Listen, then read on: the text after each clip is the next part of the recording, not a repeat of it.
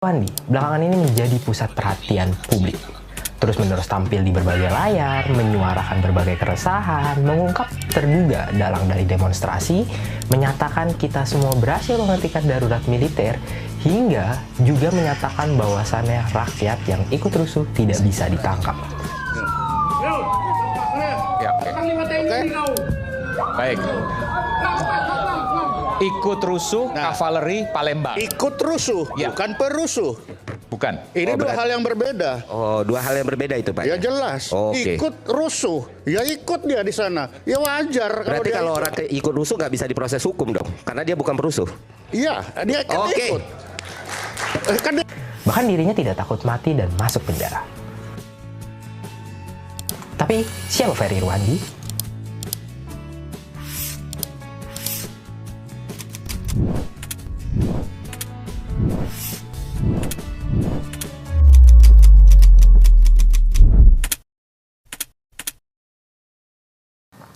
Akhirnya gue punya kesempatan untuk membahas Ferry Irwandi. Karena jujur, gue mengikuti dia dari lama sekali. Dan ya, style video gue juga terpengaruh olehnya. Semua itu tuh berasal dari sini, dari konten ini, Jauska. Gue awalnya dulu lagi cari referensi tuh untuk konten organisasi mahasiswa yang gue ikutin. Waktu itu lagi rame soal penipuan dan penggelapan dana yang dilakukan Jauska. Dan Ferry Irwandi membuat konten dengan makna yang menarik. Jauska, kata yang mengarah pada dua makna psikologis dan realitas. Isi kontennya tuh mengenai realitas perencanaan keuangan yang hanya mengejar keuntungan pribadi, tapi di balik itu juga terselip cerminan dari gaya hidup masyarakat Indonesia saat ini. Dari situ nggak pakai lama, langsung gue klik subscribe. Dan dari situ gue mulai mengikuti Ferry Irwandi. Akhirnya gue mengetahui juga dia adalah lulusan STAN, orang yang bekerja di Kementerian Keuangan pada bagian humas. Dan dia sepertinya jarang mandi ya. Tapi itu nggak masalah, karena konten-konten yang dibuatnya itu benar-benar bagus. Awal kontennya itu bicara mengenai videografi, mulai dari tips dan lainnya, tapi mulai merambah ke banyak topik dari ekonomi hingga sosial politik. Sinematografi yang cakep, ala dokumenter Netflix, mengingatkan gua sama Johnny Harris dari Fox.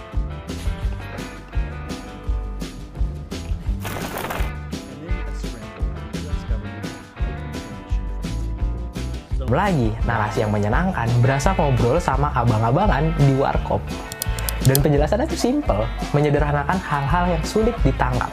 Itu mengeluarkan pakai kebijakan ekonomi dengan menurunkan suku bunga hingga 1%. Dimulai dari menceritakan fenomena housing bubble di Amerika pada 2008, Arab Spring, KPR, kenapa Tuhan satu, idealisme, bahas kapitalisme, dan banyak lagi.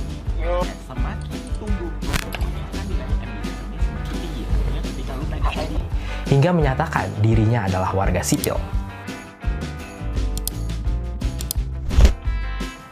Dari situ, pesona, citra, dan branding diri seorang Ferry Irwandi mulai terbangun, hingga menjadi bagian dari Close the Door, Deddy Corbuzier. Setelahnya, berkat konten stoikisme, namanya semakin dikenal sebagai bapak-bapak stoik. Hingga memutuskan resign dari PNS pada 2022. Menjadikannya, banyak orang memiliki ekspektasi tinggi terhadap kontennya, karena sudah terlepas dari ikatan instansi pemerintahan.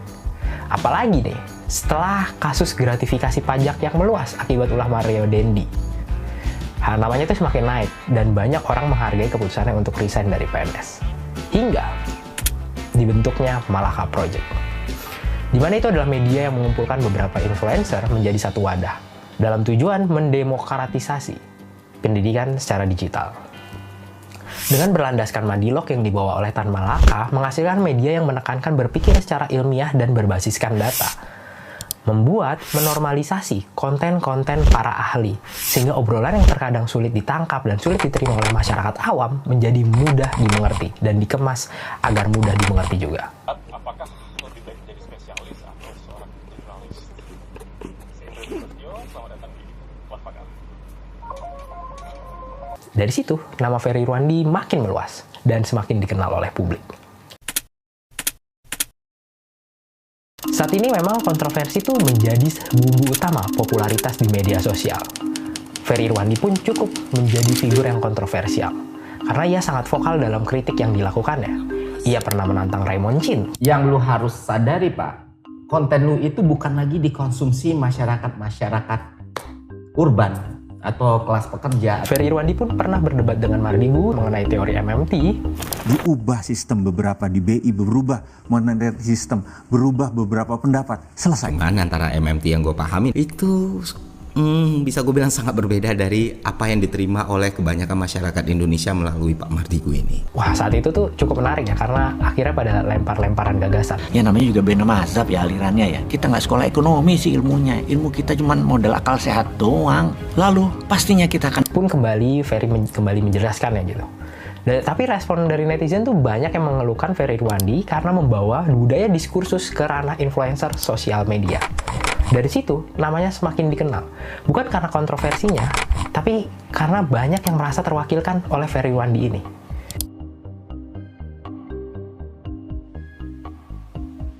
Tidak hanya itu, Ferry Irwandi juga keras menyerang atau mengkritik isu-isu yang bisa merugikan atau membodohi masyarakat. Seperti regulasi TikTok Shop yang tidak diatur pemerintah dan berpotensi merugikan UMKM lokal.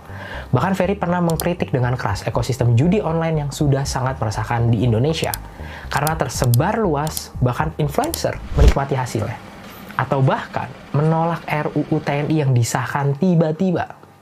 Dan mengkhawatirkan adanya kembali Dwi Fungsi ABRI. Ia juga berani menantang dukun santet untuk menyantet dirinya. Barang siapa yang bisa membuat gue mengkapaku atau menyantet gue, maka dia akan mendapatkan sebuah unit mobil Alphard. Bahkan menawarkan iming-iming mobil Alphard untuk yang bisa melakukannya. Demi membuktikan bahwasannya dukun itu palsu dan hanya memanfaatkan logika mistika yang ada di masyarakat Indonesia untuk keuntungan dan kepentingannya pribadi. Tapi nggak cuma vokal terhadap hal-hal yang dianggap kurang benar, Ferry Irwandi pun juga kerap bersuara mendukung keputusan pemerintahan yang dianggapnya tepat. Seperti keputusan pemerintah terkait TKDN yang didukung olehnya. Dia akan mengubah tarif impor, dia juga akan mengubah aturan TKDN. Banyak orang yang menginformasikan ke gua, nge-DM, komen, dan lain sebagainya. Kurang lebih, ya mereka bilang, wah bang, pemerintah lagi ngaco nih, nggak pernah nggak ngaco gitu kan. Masa sekarang aturan TKDN-nya mau diubah, kuota impornya mau diubah, ini kan akan menyengsarakan pengusaha lokal dapat petani lokal. Ayo bang, lu lawan lagi bang, dan lain sebagainya. Terus gue jawab, enggak kok, kalau dua aturan ini gue setuju. Loh, bukannya lu oposisi bang, bukannya setiap kebijakan pemerintah lu kritik gitu. Enggak gitu, karena gue nggak punya kepentingan apapun. Dan puncaknya, Ferry Irwandi hadir dan terus mengabarkan dalam demo DPR yang berlangsung kemarin.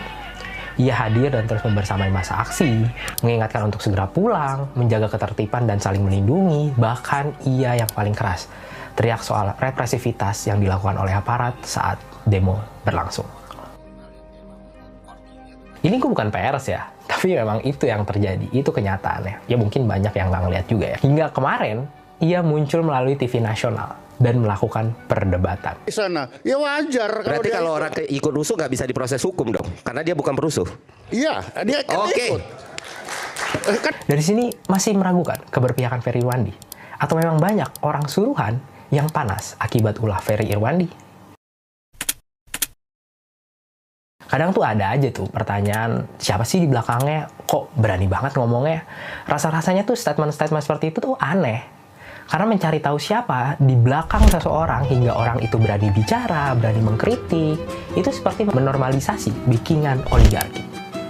Gak perlu tanya siapa backingannya, gue rasa. Setiap orang tuh berhak berpendapat, berbicara. Ferry Irwandi dengan jelas mengajarkan itu kepada kita semua. Dan pada akhirnya, gue rasa backingan seorang Ferry Irwandi hanyalah kecerdasan dan orang-orang yang merasa terwakilkan olehnya. Tapi untuk mencapai itu semua tuh bukan hal yang mudah, butuh perjalanan, pemikiran, dan perjuangan. Jadi udah jelas kan, Ferry Irwandi itu berpihak pada siapa? Di tengah hiruk pikuk demokrasi, sebenarnya bukan hanya Ferry Irwandi yang hadir dan membersamai gerakan rakyat kemarin. Tapi ada influencer lain yang berjuang lewat caranya masing-masing. Juga bersama mahasiswa, ojol, ibu-ibu kerudung pink, para buruh, artis besar, ada Densu, atau Lucinta Luna, ada Fajar Setboy juga, dan bahkan seluruh rakyat Indonesia yang menyuarakan keresahan mereka dengan caranya masing-masing.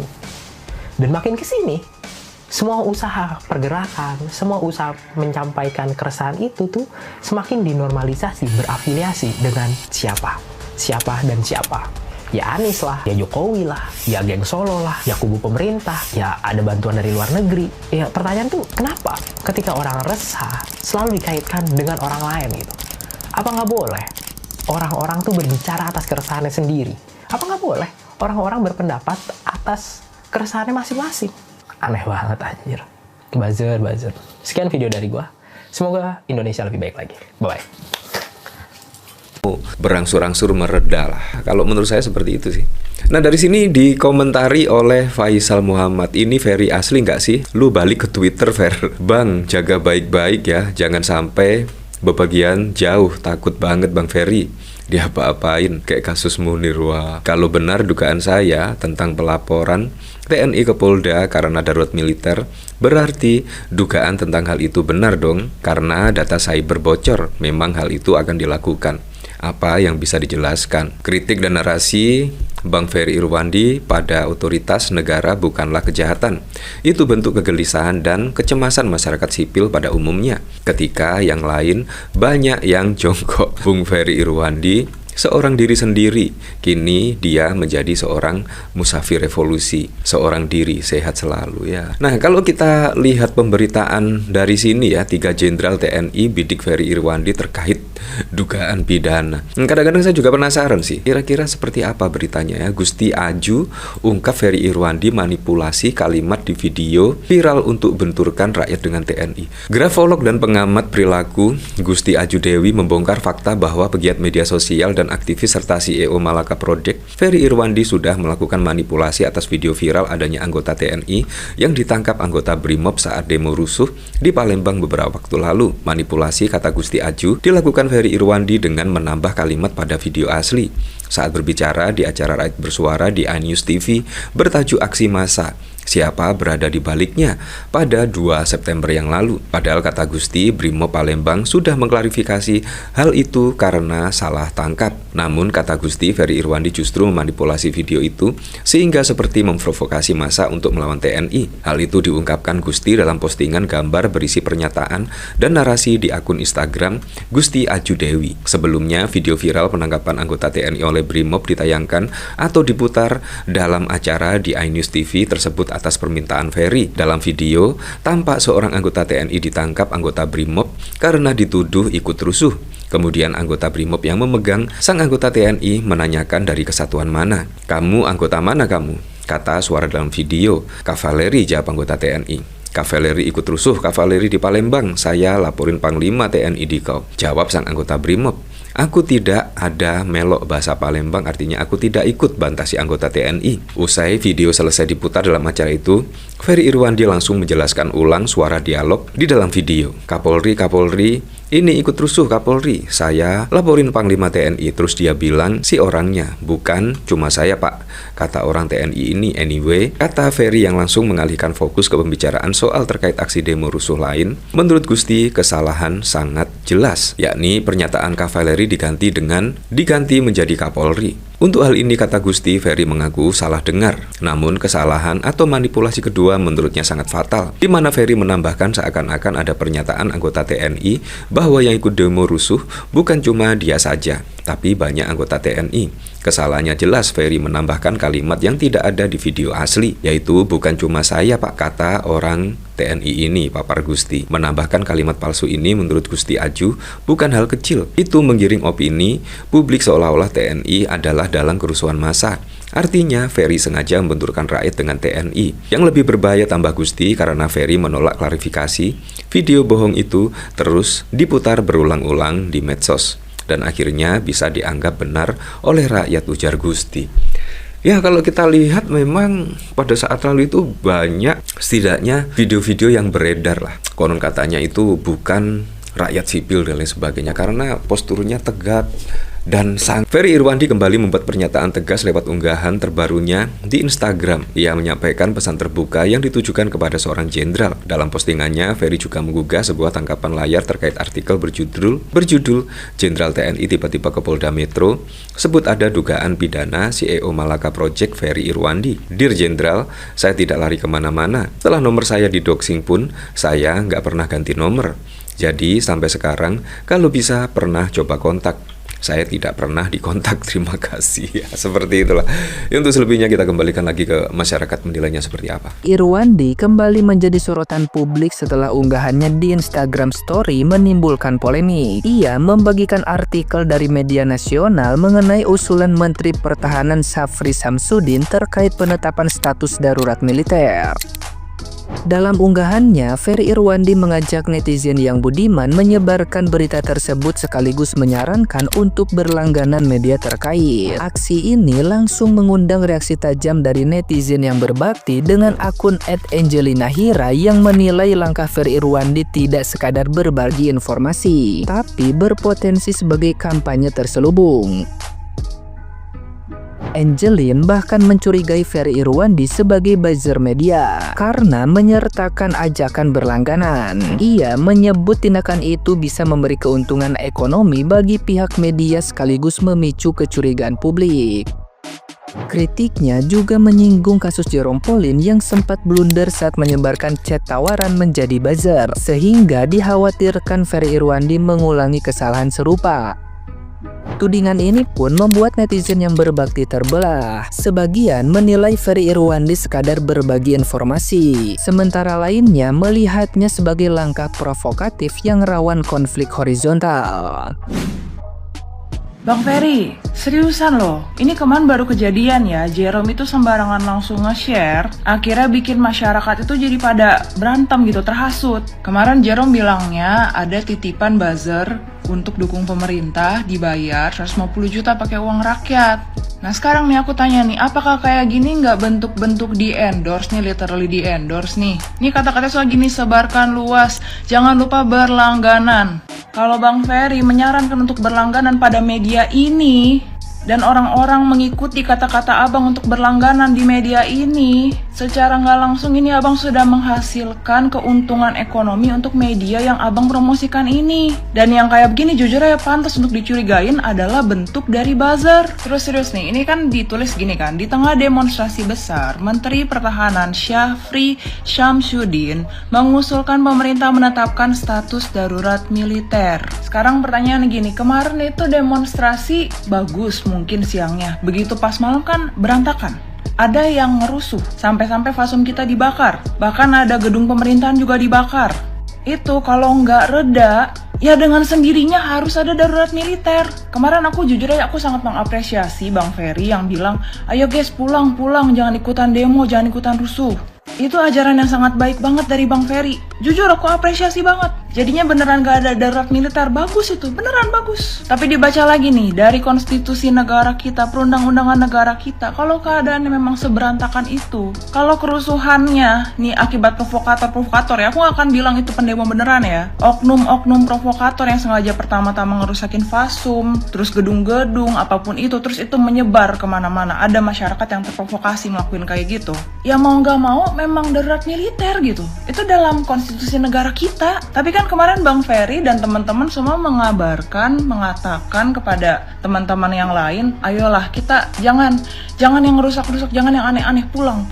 Nah itu udah ajaran yang bagus, ya udah stop sampai di situ. Sekarang kayak gini nggak usah disebar-sebarin lagi kayak begini. Apalagi ya di sini ya, ini patut dipertanyakan. Sekali aku bilang ya, abang nulis di sini kata jangan lupa berlangganan. Itu adalah salah satu bentuk campaign. Apakah abang ini adalah buzzer dari media ini? Kita kan jadi bertanya-tanya dong bang. Kalau abang sekedar bilang, wah ada berita ini dari ini guys, ya udah kan sekedar ngasih info. Kalau di sini abang jelas-jelas menulis kata jangan lupa berlangganan. Ayolah bang, tolonglah, jangan blunder kayak Jerome. Jerome kemarin udah blunder, sembarangan nyebar-nyebar kayak begini jadinya bikin konflik horizontal. Abang harus ingat, abang itu punya follower banyak. Abang punya tanggung jawab moral untuk mengarahkan masyarakat supaya bisa adem-adem dan damai. Kalaupun mau berdemo, demolah yang baik. Jangan malah nyulut api atau nyiram bom.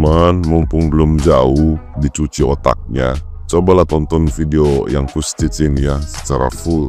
Memang aku tuh mau ngejelasin kayak yang di video ini kan, cuman akademis tuh ya wajar lah lulusan SMK, jadi aku bisanya ngelihat apa yang kulihat di lapangan, apa yang ku punya di data video pribadiku yang gak ku share gitu loh, kejadian-kejadian aneh di lapangan demo itu gitu. Tapi secara akademisnya ya kayak inilah kurang lebihnya kayak video ini. Ya, mumpung belum terlalu jauh kalian dicuci otaknya dan kalian gak sadar kalian itu lagi di jalan yang salah gitu. Nanti yang nyesel siapa? Ya, kita masyarakat juga. Oke, dan yang kubela siapa ya? NKRI ini, Negara Kesatuan Republik Indonesia, yang lagi coba, yang lagi ada segelintir orang untuk mencoba memecah belah hanya untuk satu ambisi. Ya, you know lah. Itu kira-kira. Bang Ferry Irwandi, ini mas sorry banget nih ya, orang tuh kalau masih mau daftar itu belum boleh bang diakuin kayak dokter degree saya, dokter saya, PhD saya. Ini lu bikin sendiri nih, thank you for sharing your PhD research proposal tuh tanggal 9 Agustus di bawah tuh. Artinya lu baru ngobrol sama calon dosen lu di Monas, masih ngobrol. Dosen lu bilang nih, I'm currently on leave until April 2026. Artinya dosen lu nggak ada sampai tahun depan dan lu mungkin baru masuk tahun depan. Nah jadi kalau lu belum ngejalanin prosesnya, belum masuk ke kampusnya, belum belajar di kampusnya, belum mulai degree-nya, itu belum bisa disebut dokter saya, apalagi belum kelar. Jadi kayak seolah-olah kita udah selesai di dokter, yang enggak, belum, tuh baru daftar ini, masih lama ini, masih 4 tahun lagi, 5 tahun lagi gitu ya. Jadi ngadi-ngadi deh lu bang, lu kalau ngomong. Bener ya. Bahaya banget ucapannya Ferry Irwandi ya. Rakyat yang udah jadi korban ya, adik-adik pelajar kita yang sekarang ditangkep-tangkepin ya, yang masih belum dibebasin, itu semua jadi korban ya. Ternyata para aktivis ya, para politisi ya, mahasiswa, semua cuci tangan ya, semua cuci tangan ya. Rakyat jadi korban, nggak ada satupun yang bertanggung jawab, nggak ada satupun yang mau ngebela rakyat buat ngeluarin, ngebebasin rakyat yang udah ditangkap ya, nolongin semua penderitaan rakyat, nggak ada. Padahal mereka semua itu menikmati kerusakan yang terjadi di Indonesia ini, di seluruh Indonesia ya. Mereka tuh para politisi, para aktivis itu menikmati. Kurang ajar nggak? Jadi untuk itu ya sekarang gua himbau kepada seluruh rakyat Indonesia, kita bersatu ya, kita bersatu. Katakan politik no ya, ekonomi yes. Oke? Jadi kita semua siap hadang kalau ada demonstrasi mahasiswa apapun bentuknya. Cukup kita apatis, kita nggak perlu tahu urusan pemerintah ya, karena sekarang aja pengorbanan rakyat sia-sia, ternyata cuma diadu domba. Padahal kita sama-sama datang dengan amarah kita ya, bagaimana kelakuan DPR, bagaimana kelakuan pejabat-pejabat kita, bagaimana para koruptor ya. Tuntutan rakyat itu berbagai macam tuntutan jadi satu, berkumpul ya, dari pembubaran DPR, dari pemakzulan Gibran, dari perampasan aset koruptor ya, dan segala macam amarah itu jadi satu gitu loh, nggak kepilah-pilah, nggak terkotak-kotak seperti para aktivis. Oke ya, kita siap bantu pemerintah, seluruh rakyat Indonesia siap bantu pemerintah menjaga keamanan Indonesia tanpa demonstrasi. Kita seluruh rakyat Indonesia mulai hari ini siap menghadang demonstrasi apapun dari mahasiswa ya, karena kita rakyat udah dihianati oleh para aktivis. Kita lawan, kita bantu pemerintah, kita hadang semua demonstrasi mahasiswa. Kita katakan politik no, ekonomi yes buat rakyat. Kalau begini kan rakyat dijebak namanya ya kan. Sekarang rakyat disalahin, katanya ekstrim itu karena pengaruh orang-orang yang merasa dirinya sebagai aktivis tapi